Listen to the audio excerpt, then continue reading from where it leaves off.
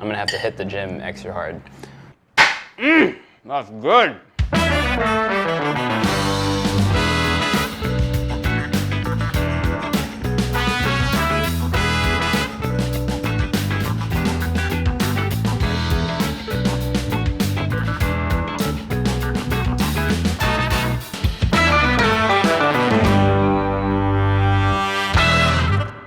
Welcome to a new episode of Figuring Stuff Out in the Kitchen. I'm kidding. Today I'm going to show you how to make 4 really delicious recipes using our Renucci white rice over here. So let's get into it. So the first recipe we're making is a rice casserole, one of my go-tos when I was in college because it's just so brainless and delicious, and it's really easy to make, and it's incredibly hearty because it's just cream, some mushrooms, and some rice. A lot of the recipes you'll find online tell you to use like canned cream soups and stuff like that. I prefer not to, so I'm gonna show you how to make it from scratch and have it really delicious, but still staying really easy and simple. So first thing we're gonna do is chop up some chicken. You can mix up some thighs and some breasts.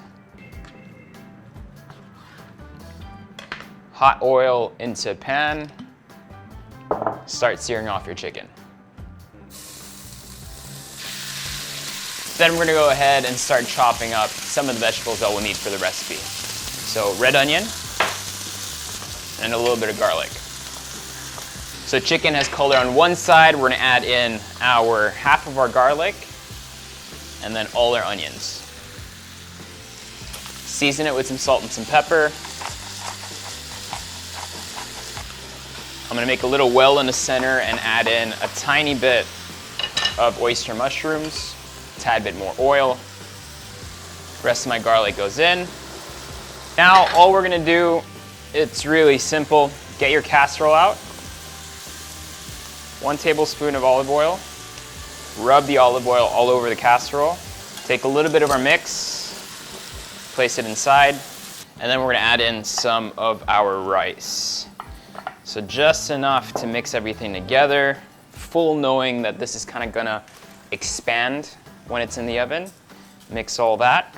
Cover the whole thing with some all-purpose cream, a little bit of water to help that absorption, and that mixture of cream and water is basically what's gonna cook the rice. We can always season this when it comes out of the oven.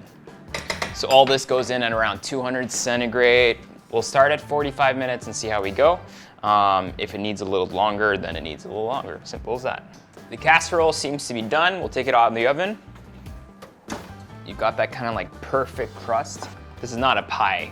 Okay, so it's not gonna look like a perfect little piece of pie, but it should look absolutely comforting and delicious. Look at that.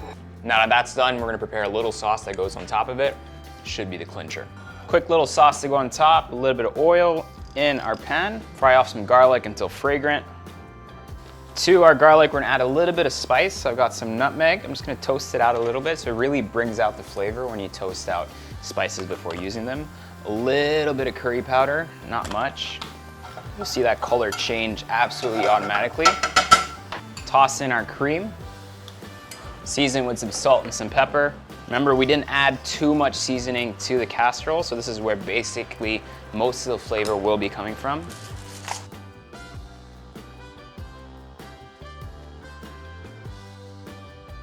You can finish that up with a little bit of parsley. Let's give that a taste. Look at that, that is beautiful. Definitely not the healthiest thing we've made, but that's the way you put it in my book. Before we move on to the next recipe, I want to talk to you about our partners for today's video. We're using the Renucci from Renucci Rice, which is a new company in the Philippines, and I really love what they're doing. So these are all the sizes that they come in. Honestly, when I'm at home or with my family, you'll only ever see me buying the 2 kilos and the 5 kilos. And let me tell you why. It's because rice also tends to not keep fresh for very long. So I know some people get these big bags of rice, open them up, leave them in the air. Like I've been to a lot of Filipino households and these are left open. After a while, that rice won't be as fresh anymore. So if you can get the smaller packs, stick to the smaller packs. That way you get fresh quality rice all the time.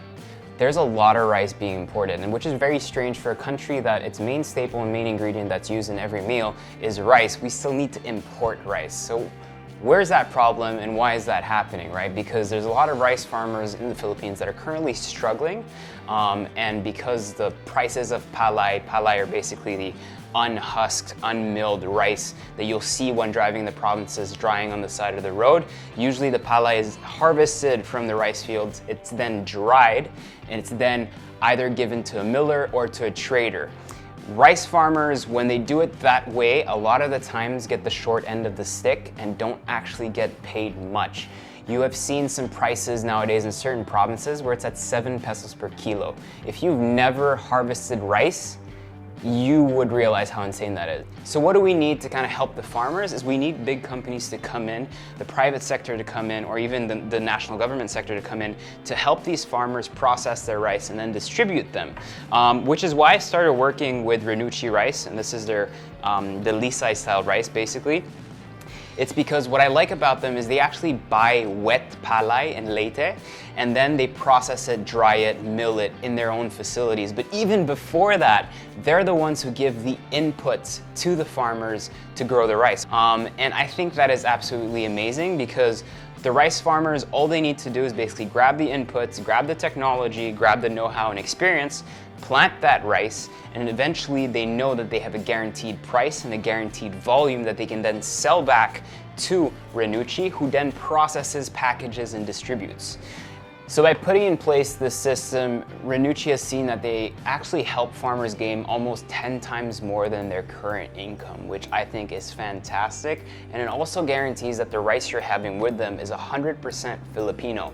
And I say this and I stress this because one of the reasons why rice prices are dropping dramatically is because of a new regulation that was implemented last year that said you can basically import how much imported rice you want to bring in from Myanmar, Vietnam, China, all these different places, which then drives down the prices to a way too low and too competitive margin that people here and rice farmers here can't compete with, right?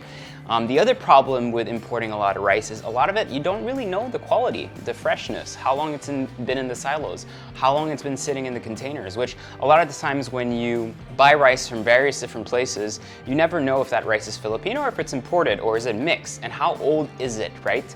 There's no kind of guarantee, there are no systems in place to let you know exactly how fresh the rice is, which is why when I met the people behind Renucci Rice, I knew 100% I wanted to work with them because I feel like what they're doing is so important for the country, but it also just makes sure that the quality that you're actually eating every day is the best quality rice you can have. And I think that's super key. Recipe 2, really easy and delicious as well. I've got a beautiful piece of bolzico beef skirt right here. All I'm gonna do is cut it up. Once that's done, in a bowl here, soy sauce, tad bit of water, a little bit of cornstarch, put all your beef inside, sesame oil just for flavor, and some brown sugar. A little bit of minced garlic. So this will marinate for about 1 hour. Next, we're gonna prep our vegetables, really easy. I got some broccoli over here. Kind of tear those up into smaller pieces since all of this is gonna be mixed with the rice. All that goes into the wok. Add in your red onions, and then finally all your garlic. I'm just gonna cook this down until it's tender. In another bowl here, we're gonna crack up 2 eggs. All I'm trying to do here is basically half cook everything. Eggs go in, a cast iron pan, and then we're gonna cook the beef that we prepared a while ago. Beef goes in. We're just waiting to get that like nice and seared, but also really sticky to activate that cornstarch to make it really thick and luscious. So that's more or less cooked to where I want it. We're gonna transfer back to the wok, dump everything inside. That already smells beautiful. At this point, we're gonna add in our rice. So I'm gonna do about 1 cup. This is cooked rice already. And to help bring everything together, last minute kind of like flavoring, some soy sauce, and some sesame oil.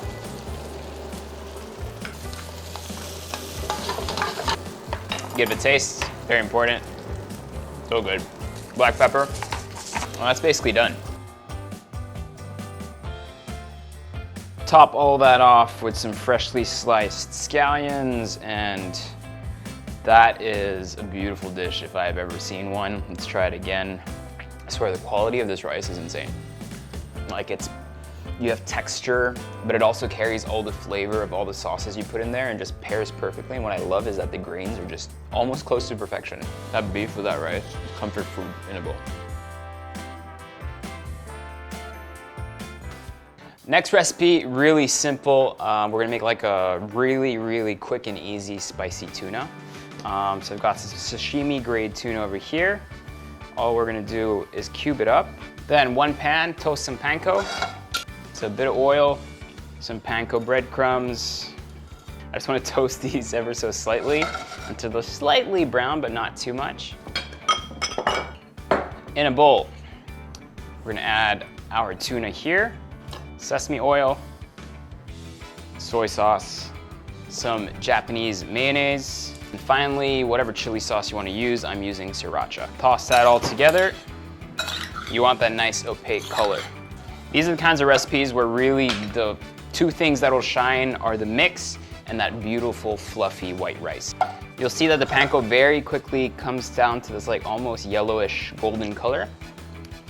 I don't want to toast it more than that. We're gonna let that cool for about 5 minutes. Add in our sesame seeds to the tuna, our cooled down panko. Let's taste that. A bit more panko. Slice up some scallions. This will just help bring a little bit of acidity to the whole bowl. Such an easy and fast recipe, honestly. Our white rice goes into our bowl and top all that off with your tuna. And if that doesn't make you hungry, there's something really wrong with you, honestly.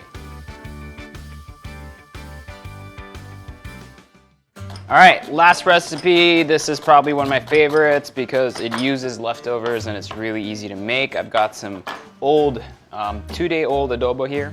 2-day-old is the best type of adobo to make some adobo flakes. So very simple. Use your hands to kind of remove the meat from the bones. I got some pork here. You can kind of like squash things together and then just remove as much meat as possible, making sure to keep some cartilage, some of the skin.